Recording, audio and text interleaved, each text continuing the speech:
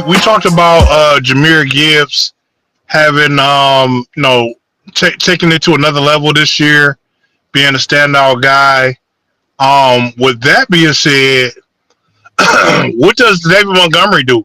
Does he step up or does he take a step back? I think he had MCL surgery. We were saying that MCL surgery isn't as and St. Brown had surgery this offseason too. I didn't know that, but does Montgomery step up? Is he the same guy? Do we still get the same production that we got out of him last year, or does he take a step back this year? A little fun fact for you, right? just a little fun fact. I gotta let me open it back up because I wasn't even gonna talk about this, but since you brought up David Montgomery, okay, I do have it. Now this is two things. The Kirby Joseph deal that I was not a big fan of.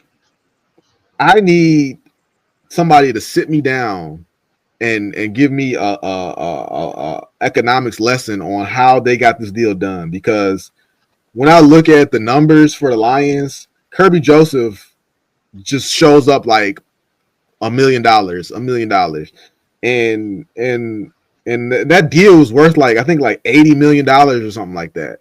But like a lot of it, like roughly 20-something million dollars of it was a signing bonus. And then there's all types of, I don't understand it, but basically Kirby Joseph, from what I can see, I would love if somebody's watching this and they understand the salary cap better, let me know. But I don't understand how Kirby Joseph is getting paid essentially, because he's not really affecting the salary cap. Maybe the dead cap, I guess I got to look at that, but he's not really affecting it. Well, they can move the money around. They can put it in this contract where they can pay him when they want to pay him. So he might be making $1 million this year. So they gave him $28 million as a signing bonus. That's part of it. Mm-hmm. Then you just pay him $1 million for a couple of years, and then on the back end of one of his contract, you got to pay him the rest of it. Mm-hmm. Okay. So it's coming. Yeah, that bill's coming due. That's Brad said it. The bill is coming. They put so basically what you're telling me is Kirby Joseph is on layaway.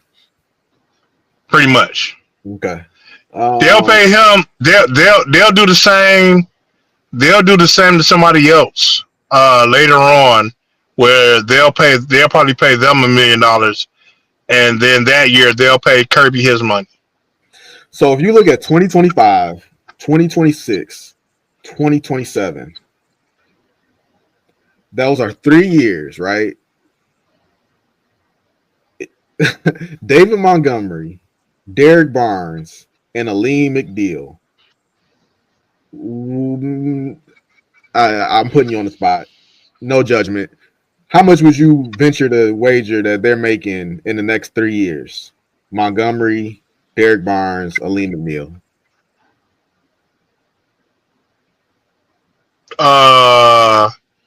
All 3 years, all 3 together?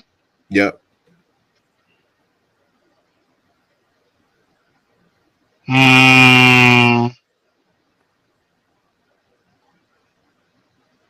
I would say probably about $25 million a piece, so $75 million. That's a good answer. 81.6. So he's about $5-6 million off. Yeah. So that being said, what are the Lions going to do? I don't know what the Lions are going to do. But if you say, Marcus, what are you going to do? I'm moving away from David Montgomery. I don't know. I don't know what that looks like. Maybe I talked to David Montgomery. Maybe we could work out a trade. But if I'm trading David Montgomery, then he's not showing what I want to see from him. So who's going to take him? It's like nobody's going to take him. They're just going to wait for me to let him go, and then they'll sign him if it's really necessary. But So I don't have high how many? hopes. I don't have high hopes for David Montgomery this year. So he has what, 2 more years left on his contract, or three altogether? 3 altogether. Yeah, And and 2 more. Well, no, yeah. Let me verify that. But go ahead. yeah, man, I don't. I mean, I think it's all going to be performance based, and plus, was it 3 years guaranteed, or was it just 3 years with like 2 guaranteed? But I don't know. I don't Yeah, know. I don't he's know. here. My bad. Real quick, he's here through the 2027 season. It's 10.5 million guaranteed. So It's so $18 million contract. 10.5 of it is guaranteed. so only two seasons essentially, 25 and 28, 25, 26, 28, 27. Okay, Yeah. but So only 2 years is guaranteed. I don't know where the guaranteed money fits in at.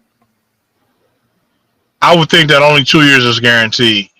That sounds about yeah. If you got if you got so yeah, the first 2 years will probably be guaranteed. The last year, yeah, that sounds about right. That's usually how they do it. Yeah. So this year and next year, um, you got him for sure this year, and then based on his performance this year, you decide whether you keep him on next year. Yeah, I would try to move him before this year's over. Um, I guess sort of off season. Because that goes into what I was saying, that we're gonna I feel like we're gonna end this year saying, man, like, I want to see Jahmyr Gibbs with the ball more. Like there's no way that David Montgomery can outperform Jahmyr Gibbs. That's impossible, right? So then their next thing is, well, can he be like can he be if Jahmyr Gibbs is A, can he be B? We don't want David Montgomery to be F. We want him to be a B on this team. And so I feel like I could draft but I could draft a C. I don't really need to pay David Montgomery to be a B if I could draft a C, or if I could pick up a C in free agency. So I think that if David Montgomery is what he was last year, then I feel like he passes the torch to Jahmyr Gibbs. And up until this point, David Montgomery has been the starting running back, and Jahmyr Gibbs, they shared the ball. I feel like this year Jahmyr Gibbs becomes the starting running back, and if David Montgomery can give me the same production that he gave, the same effort that he's been given these last 2 years, then I'm fine with that for him to give Gibbs relief, because their whole point is they don't want the wear and tear on Gibbs to catch up with him.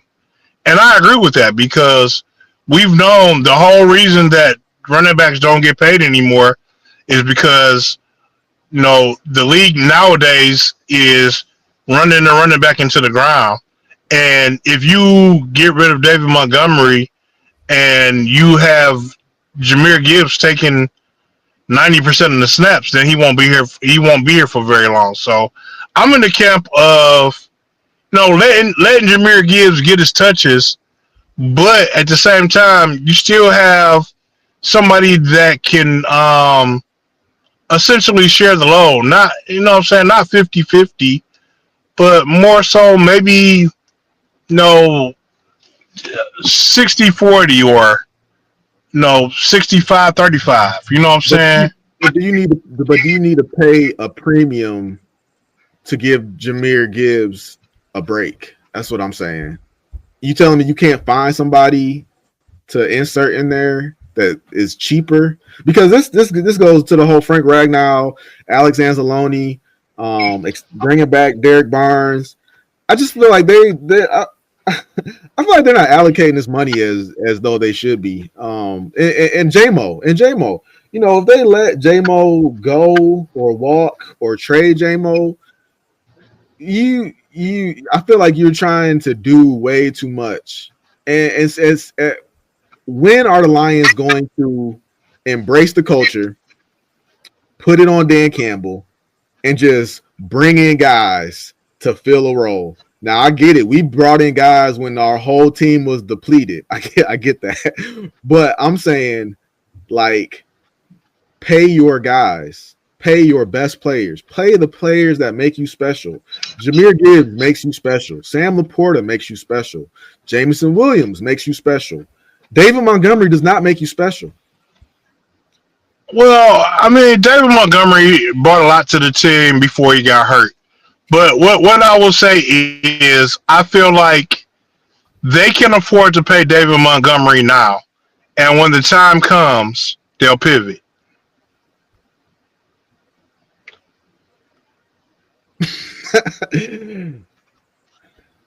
I feel like you get a contract.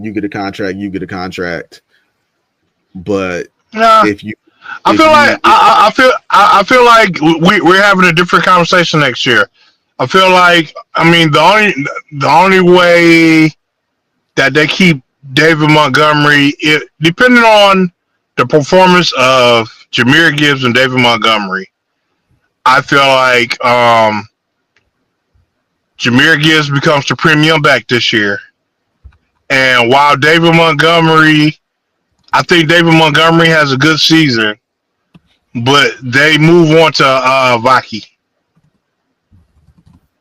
Yeah, because you have Baki, so I don't understand why. I believe is Craig Reynolds still there? Did they eventually bring him back or no? Craig Reynolds is still here too. Craig Reynolds is still there. Yeah, I'm looking at the depth chart right here. Jahmyr Gibbs, David Montgomery, Craig Reynolds, Sione Baki. So I just think that it's a misuse of resources to continue. Well, I mean, with David. Well, you can pay him this year, and like I said, next year you pivot. You know what I'm saying? When it's time to pay Jahmyr Gibbs, that's when you'll see the move from David Montgomery. Right. My only thing is that you just said that you don't want to run Jahmyr Gibbs into the ground, but I'm just saying that the longer you hold on to David Montgomery, you're running him into the ground. And then when you continue to run him into the ground, it's going to be hard to go to these other teams and say, hey, I got this slightly used David Montgomery for sale. well, like I said, I think that Jahmyr Gibbs should get most of the carries. And what I'm expecting from David Montgomery is 40 to 35% of the carries with the same production he was putting out last year. Now, if he puts out the same production that he's been putting out for these past 2 years, then he's a tradable asset. Yeah. If they trade David Montgomery, I think that would be the best course that they could take. Because back to the whole Miguel Cabrera thing, that's another contract that I wouldn't have really signed. I mean, I get it.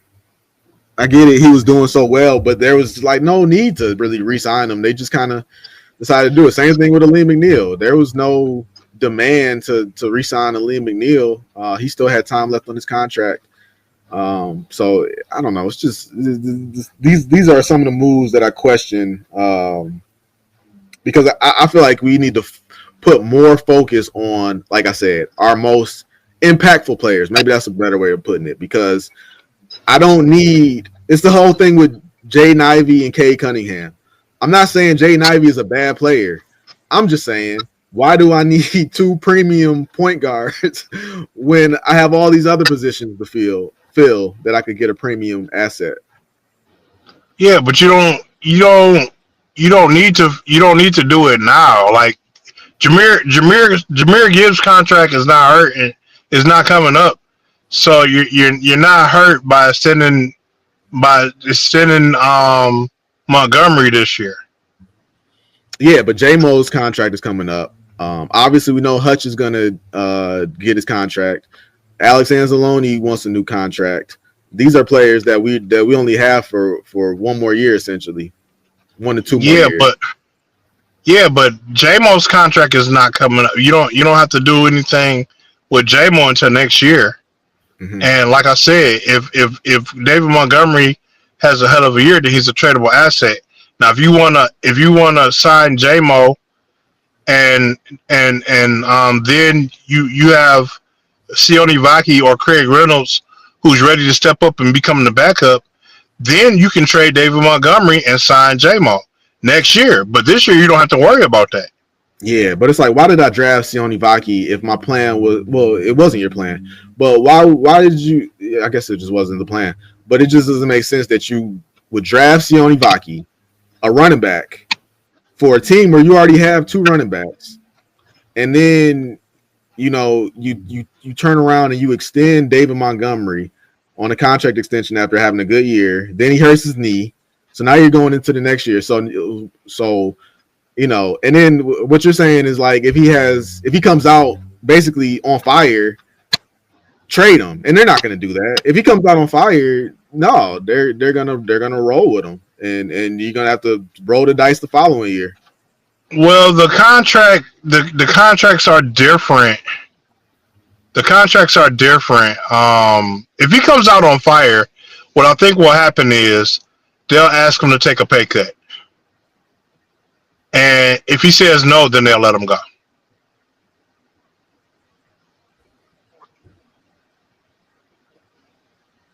I'd have to see it.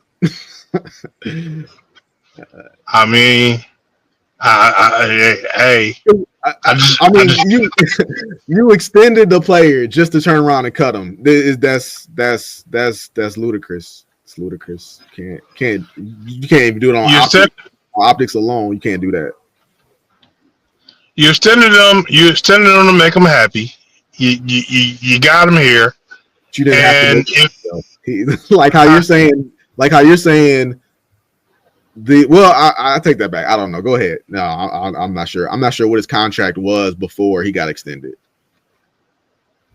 Yeah, I mean, I just feel like you kept him in place. You made your player happy. You got him. You gave him some incentive. Like, if they trade him, he keeps that contract. You know what I'm saying? And I think essentially the Lions just be looking out for their players, man. That's why players do want to come here. You know what I'm saying? You got a guy that's that's one of the captains of the team. He took Jameer Gibbs under his wing. You extended him. He's got that contract. That money is in his pocket. And even if you trade him, like I said, he keeps that contract. Whatever team you trade him to has, you know what I'm saying? He keeps that money. Yeah. Yeah, I don't disagree that the Lions look out for their guys. I just think sometimes they do it to the detriment of they do it to their own detriment. All of this, I'll do a complete 180 if in the next year or two they re-sign Jameson Williams. Like, if they re-sign Jameson Williams, then I'll drop all of this and I'll be like, you know what? They had a better idea of what they were doing than I thought they did, but I don't think it's gonna happen. So far, it's been 5 years, and I haven't seen them not be able to get somebody that they want yet. Now, granted, everybody's been on rookie contracts, but I mean, Brad has always said he's got a plan, man. I mean, he said he's got a plan in place, and the way they move the contract, Isaac Tesla, and the way they move, I mean, but I mean, where has he lied so far? he has a lot. That's why I don't know why you're so calm and cool and collected about it, because he came up on the podium and he said that a second wide receiver is a high priced item. Yeah. That doesn't scream to me like I'm gonna go make that deal. That screams to me like that's asking for a lot. He also said we're gonna do if it's available, we'll do it. Mm-hmm. Everything is. They'll do everything if it's available. They'll do anything if it's right. That I've heard that before. That again, that's from. And you've heard that before, and from this management staff, they've let you down. Not from past staffs, but from this one.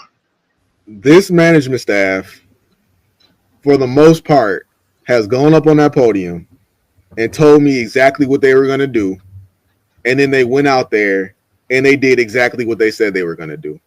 Brad Holmes told you, I don't care about a second edge rusher. And then he went out there and showed you that he does not care about a second edge rusher.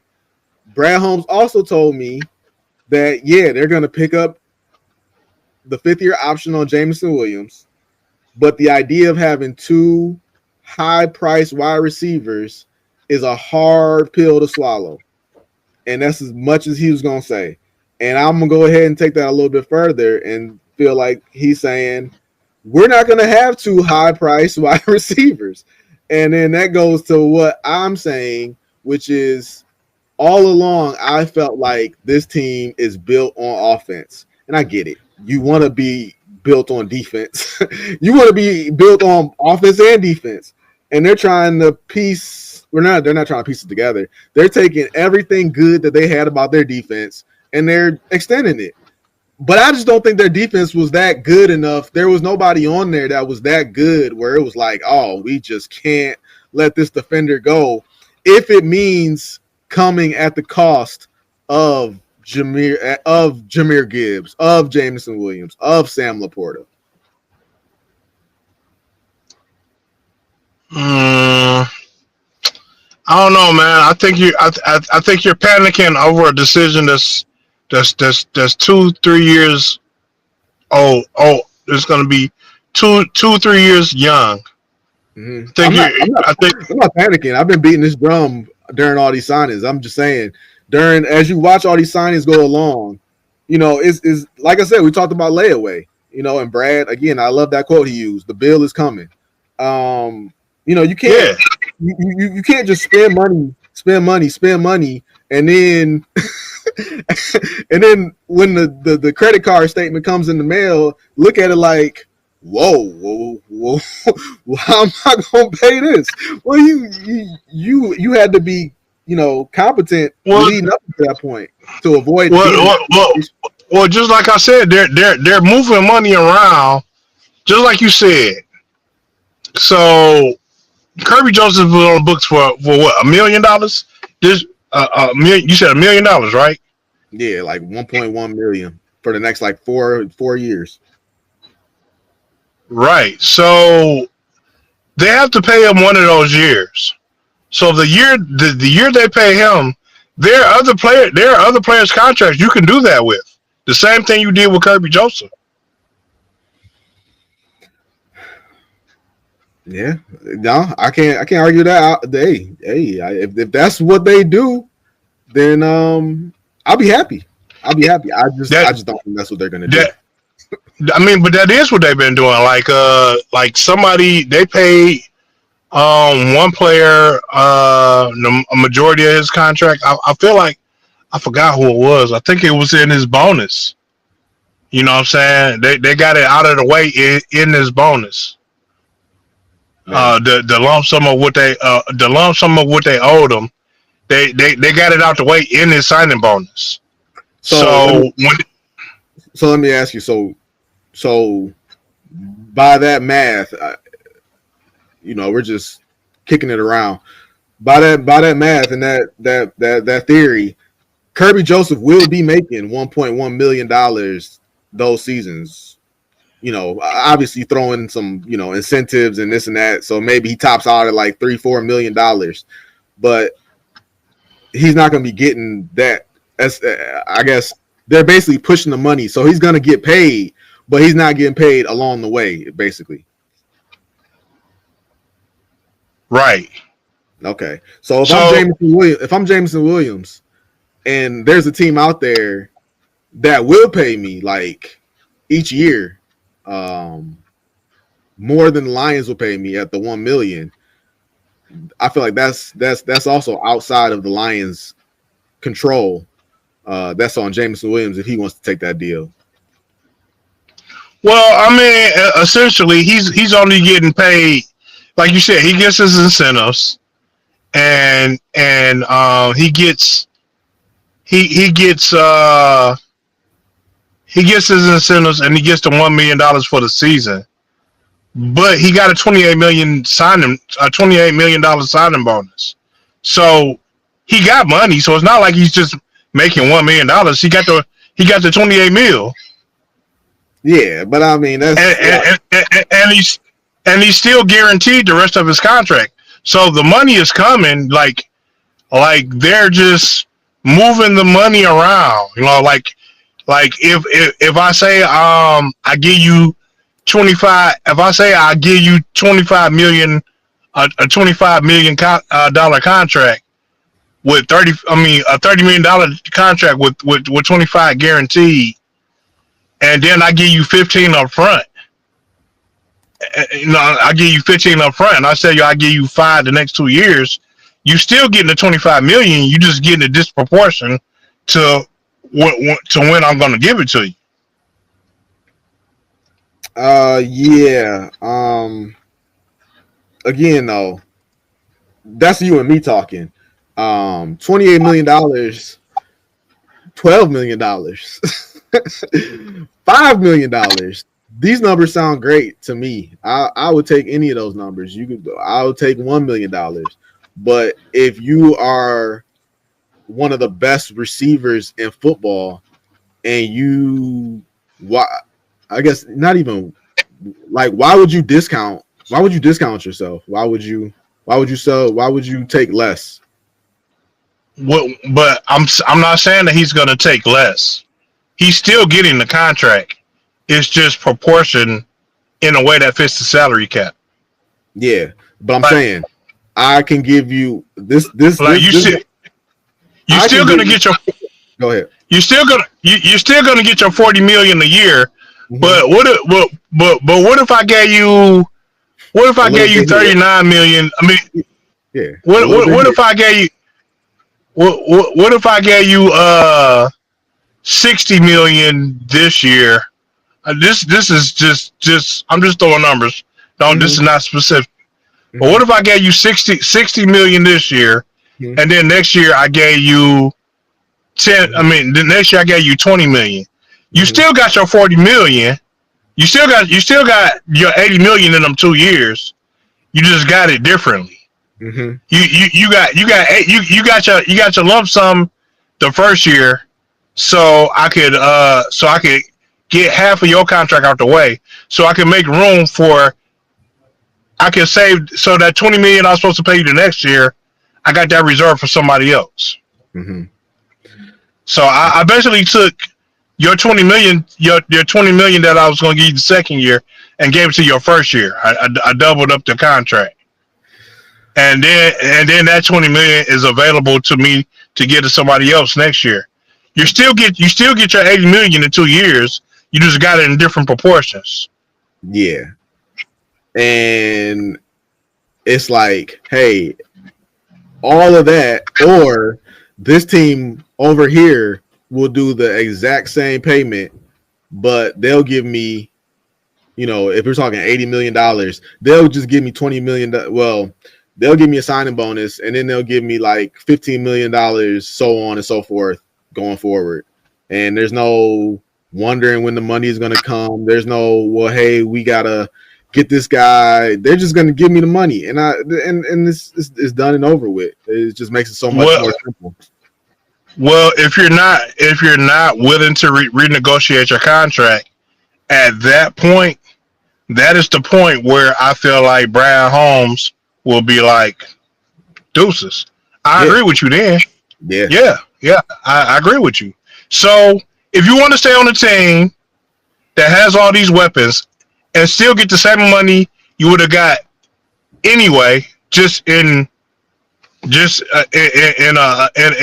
proportions, you still get the same money that any other team would get you, and you stay on the team with all these weapons that you have, or you can go to another team that's going to spend all the money on you, and you're the only weapon on the team, or you have less chances of being on a better team.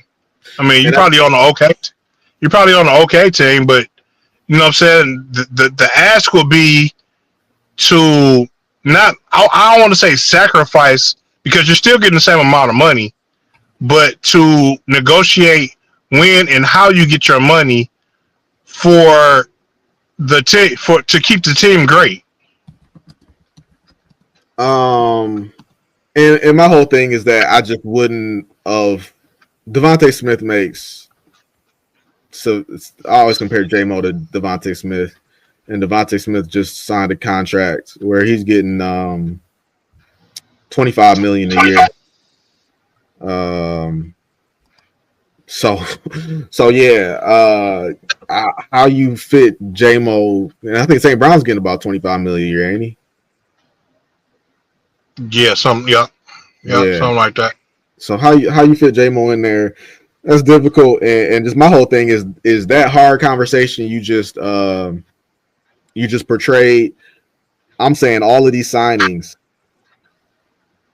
Well, it won't be hard. It won't be hard for them, because J-Mo won't even be having that conversation.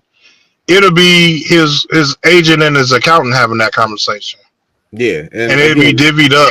Yeah, and that's gonna be a hard sell to keep him here. You know, we've seen players take less money. I'm not sorry. We've seen players take more money to go to a worse situation. That happens all the time. Yeah, and I'm not saying that.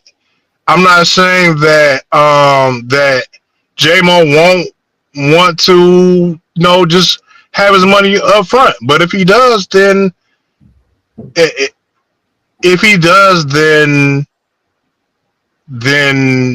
you have to let him go. If he doesn't want to negotiate, then you have to let him go. But if he wants to be, but if he wants to be here, then there's a path. I'm just saying, asking.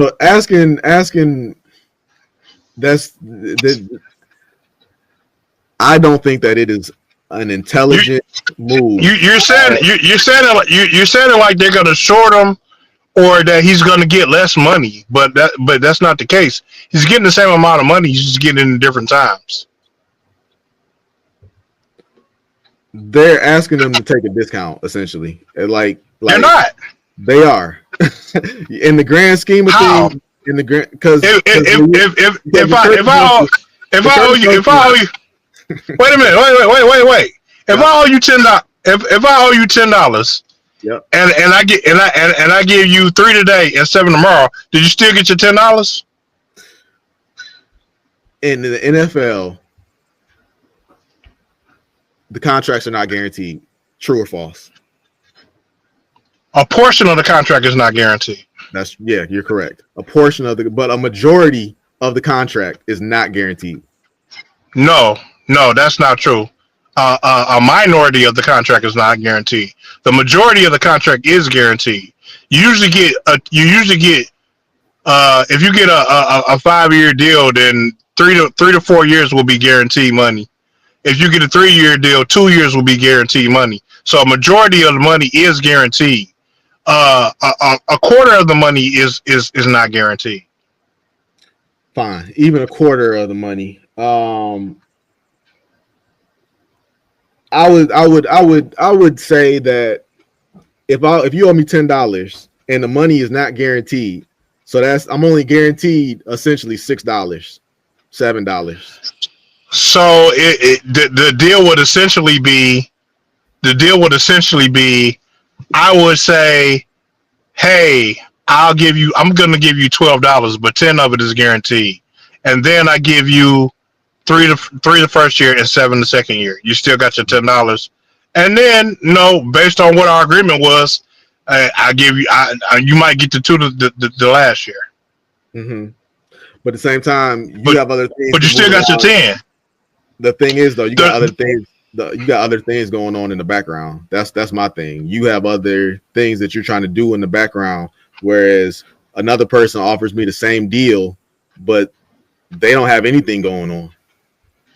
Right, and you can either take my deal, or you can take that deal. Right, and now that's what I'm saying. The Lions are in a situation where what you just said. That's the situation that they're in. Now, if you come over to my side, I'm fine with that situation. If J-Mo doesn't want to be here, if J-Mo, because somebody's going to have to make a sacrifice, and if J-Mo doesn't want to be here, if they offer him a path, and he says no, I want all my money now, fine, I'm cool with that. You know what I'm saying? Now, if they hold him and say, hey, I know the Eagles are offering you $50 million, but we want you to take 35. Then at that point, then I'm like, yeah, the Lions on some bullshit. That's some bullshit. That's not the thing. But if another team is saying I'll give you $50 million, and the Lions are saying I'll give you $50 million, but in order to keep the team together, we just have to move how you get to $50 million. But you're gonna get your $50 million by the end of your contract. And he like, no, fuck that. All right, peace. I'm cool with that. You offered him path, he ain't want it. Everything you say sounds good and everything, but this is not the same energy Brad Holmes had when he was talking about getting an edge rusher. He all but said it's damn near impossible. And $25 million is cheaper. I mean, I'm sorry, $25 million is more expensive than the price of another edge rusher. But they couldn't make it happen. He flat out told you we cannot afford that type of price tag for a second edge rusher. So I don't understand why it would be so easy with J-Mo, but it's yet so impossible with a second edge rusher. I still think they're gonna sign Zadarius Smith. Yeah, well, that goes against the face of believe in this regime, because like I said, he's told us that they can't afford a second edge rusher. He made it seem they could barely afford Aiden Hutchinson. The one thing I will say, he also said he doesn't really. I feel like he doesn't feel like there's a need for a second edge rusher. So I mean, they still have money in the cap. The Lions cap situation is not. it's getting murky. I mean, I haven't looked it up, but the last I looked, I thought that, I mean, the last that somebody said something about it, and it's been a while now, so it could have changed. But yeah, the last I heard, they had 15 mil. Yeah, 15 mil for like this season. That's 15 mil, so they could sign a player. So like, yes, you're Zadarius Smith, but I'm just saying, Brad was saying that a long-term player. That's out the picture, and my whole point is that this all we could circle this all back to when you signed Jared Goff to that contract. People want to talk about a Super Bowl window. When you signed Jared Goff to that contract, that was boom. We're in the Super Bowl window, like we're in the win now window. So that's what I need. I didn't agree with the Jared Goff contract. I mean, I felt like they should have signed him, but I did not I did not want them to sign him for 4 years. Long Yeah, contracts is not. you definitely was in that boat. But I'm just saying, once they did that, well, now you have to, in my opinion, look at things a lot differently. And I feel like they're continuing to do things business as usual, and that's like they're just, hey, Brad's smarter than me. I'm just saying, as a casual NFL fan, I don't see the pattern to how they're going about signing these things. The pattern that I see is that they want to be a complete team, and I think that they should embrace who they are, and that is they got some of the best weapons in football, and the longer you could keep that together, the longer you have an opportunity to win a Super Bowl. But if you want to be a complete team, that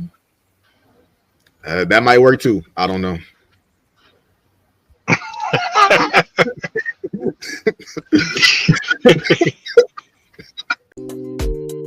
Detroit